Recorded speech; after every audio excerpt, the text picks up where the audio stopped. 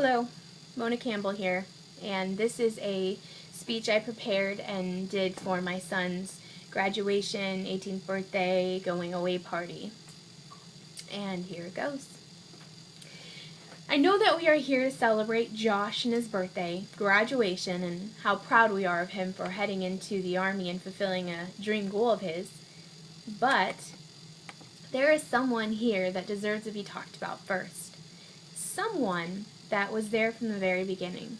Someone who had to step aside and let me be the main woman in Josh's life. Rachel, obviously that is you. You had to step aside, which I know wasn't easy for you to do. After all, you and Josh had faced so much together. In the same way, Josh had to step aside for Dad to come in and be the main man in your life. To that we owe a big thank you for allowing us to be Mom and Dad. So truly, thank you, both of you. Josh, you have brought joy to our lives, and without a shadow of a doubt, you have made me a better mom and a better person. You were not shy about calling me Mom, and you placed me high on your list out of love and respect, always. I could go on for a long time about what an amazing son you have been, not to mention how proud I am of what a godly man I see in you. You know I could say so much. And I will. But for right now, I want to take this time to share the power of God's purpose and plans within our family because, after all, He did bring us together, and we should glorify Him for it.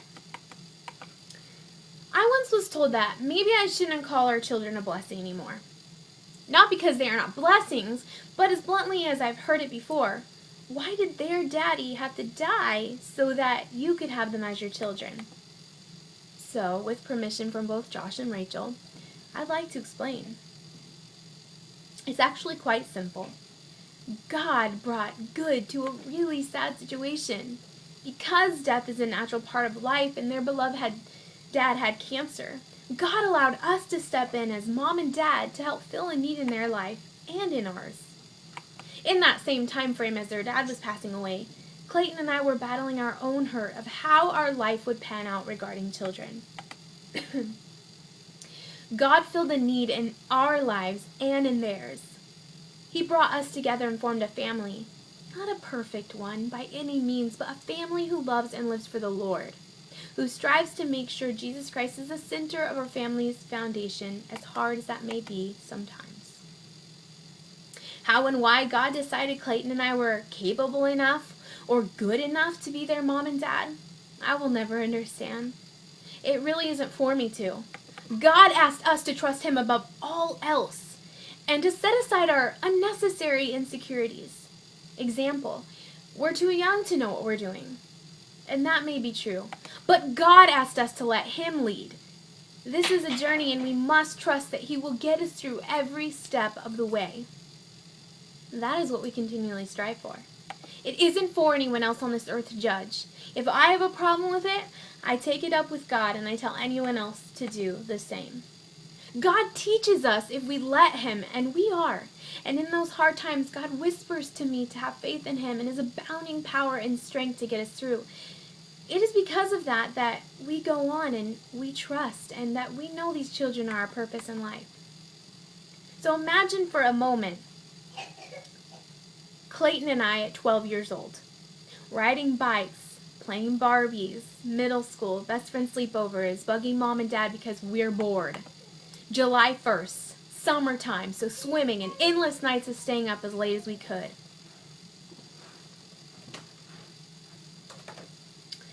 Me daydreaming about my upcoming 12th birthday and the beginning of a new school year.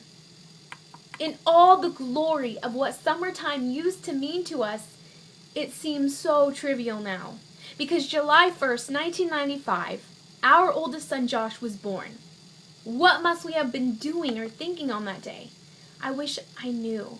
Surely our young minds could not have truly understood the significance of that special day.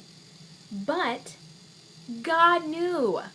He knew what would happen years later, and He would be preparing us, although we wouldn't have had a clue. So all those times I wished I could understand the plan God was laying out before us, but couldn't. I now realize, had we known, I am not so sure we would have stayed the course. And how scary a thought to dwell on. Not that we wouldn't have wanted this life the way it is, but it is fear that would have held us back. I know for me, I'm constantly wondering if I'm good enough or strong enough to be a mom to these children. They deserve much more than I could ever offer. They deserve the best. So when God placed them all in our hands on this earth to take care of, how could I be the best? How could I truly be who they needed? It is because I love them so much that I'd be scared I wasn't everything that they needed me to be. Because I know I'm not perfect. I daily make mistakes, and I struggle to be the mom that they deserve. I'm also my own worst enemy. That's why I have to keep trusting and looking to the Lord for guidance. Because it is through Him that makes me strong and good enough. Without Him, I really wouldn't be who they needed me to be at all. So like I said, God formed a family from brokenness. He led us together and showed us what to do and where to go. He had a plan because He knew it was going to come, and He knows how to prepare us in our hearts for the good and the bad. As long as I'm trusting Him for guidance, I'll be who they need me to be. Even in my downfalls. God will use me for His will and purpose through everything that I do if I daily look to Him to do it. Through my faults, my children will learn forgiveness and how not to do something that maybe they didn't quite understand before. And through my triumphs, they will learn to strive above all else and praise the Lord in thanksgiving. And through my heartache, I know I've had many. They might see me fall for a bit, but watch as I rise again, praising the Lord for another day given.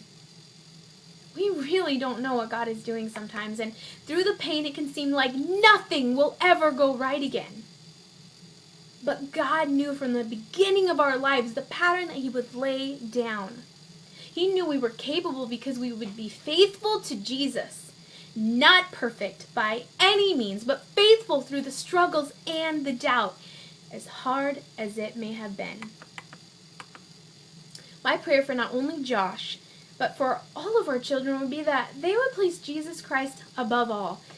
That first and foremost they would look and seek Him for the answers when they are struggling, in joy and in pain always. Josh, Dad and I are so incredibly proud of you. I'd like to take a moment to share with you all some of the wonderful things that make him special to us. Josh came into our home with a smile on her face despite what he had been through, and truly that is him. Always looking on the bright side of things, reassuring others, and trying to help everyone else in front of him. If there is a need, he most definitely wants to fill it. Obviously, it was hard at first for him to understand us putting his needs first, and I think him and Rachel were a bit skeptical when we said things like, "You're the most important under God in marriage," because that just wasn't something that he was used to. He knew how to take care of himself, but not how to let anyone else take care of him. It took a while, but he finally got the hang of it and embraced a family environment. Josh, you are compassionate, kind, and loving. You care with your whole heart and put passion into things that you love, including the people that you love. You came into this house only knowing how to be that annoying little brother, but grew to be the best big brother Jasmine, Tyler, and Isabella could ever want or need. It makes me smile thinking of all the times I'd find you teaching them new things in your room. The way they look up to you and want to be like you, it truly is awesome. I get a lump in my throat thinking of all the days Isabella would go running to you when you came home from wherever you have been. "Bubby," she would say, "I missed you so much." Then she would grab your leg until you told her it was time to let go. I'll always hold our funny texts in my heart. I don't know how many times I actually burst out laughing from them. I'd look up, see Dad staring at me, and point to my phone and say, "Josh, you crack us up." One of the very first memories we have of you is that time at the Johnson house when Dad was looking out the second-story window, and he just so happened to catch you urinating in his Weber barbecue. Dad called you in, talked to you, and we couldn't help but laugh. Talk about a first impression.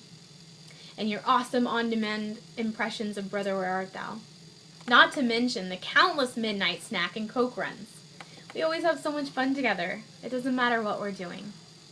You're an incredible singer, guitar, and drum player. I'll forever cherish the times you knew I needed to pick me up and you'd ask to learn a song from me. You're smart. You help out wherever there is a need, and you're a true gentleman. But most importantly, we are proud of the man of God you have become. You have shown such growth from letting Jesus be Lord in your life, and for that we cannot contain our smiles. You're our oldest son. We're thankful for you and for all that you have brought to our lives. We adore you. These last few months have been super hard on Josh. He had a plan. Prepare to be a U.S. Marine. He did all the right things and was more ready than anyone else could have ever been. But through unforeseen circumstances, in one day, his dreams were crushed. Josh took it like a pro, even though we knew his heart was broken. On a side note, it is so incredibly hard to see your children hurting, especially when you have seen so much heart and soul go into something they want more than anything else in this world. I know what that feels like. I know most of us do. I'm proud of Josh for handling it so gracefully. Josh knows that we all prayed every step of the way about and for his future in the military. Josh also knows that God's plans are better than his own. It may be hard on him right now, but because we don't quite understand. But later on in life, I know God will show us his reason for the switch. Josh, keep on trusting the Lord. We're proud of you and we love you. You are more than what we could have asked for. We know that you'll be a great military leader, husband, dad, and spiritual leader.